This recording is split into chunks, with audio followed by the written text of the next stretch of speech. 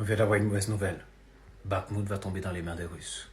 Bakhmout est sur le point de tomber car évidemment cette route elle est déjà prise par les hommes. Bon, la propagande nous a asséné pendant 1 an que les Russes n'avaient pas les armes, bref qu'ils étaient alcooliques, qu'ils ne savaient pas viser. Mais malheureusement les faits sont les faits.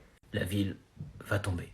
Et d'après les dernières informations, Marat Kousnolin, qui est le vice-premier ministre russe, apparemment il s'est rendu dans la ville de Bakhmout accompagné du groupe Wagner. À votre avis, pour faire quoi? Reconstruire la ville. Pour Vladimir Poutine, Bakhmout, ce symbole de résistance de l'armée ukrainienne, c'est terminé. C'est une victoire absolue.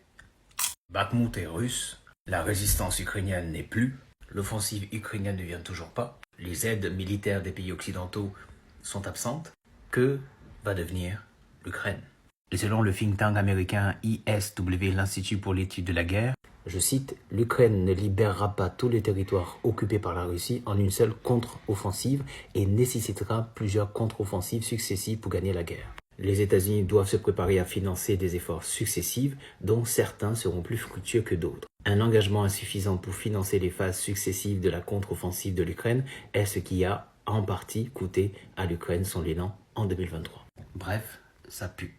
La ISW interpelle aussi les États-Unis et il leur dit « Les États-Unis ne devraient pas sous-estimer les capacités russes à long terme. Si la Russie conserve ses gains en Ukraine, le Kremlin aura une chance de reconstituer ses forces, de lancer des futures attaques contre l'Ukraine et de relier ses gains militaires en Ukraine et en Biélorussie. » Bref, les territoires conquis par la Russie en Ukraine deviendront des futures bases militaires. Et la guerre n'est pas prête de s'arrêter.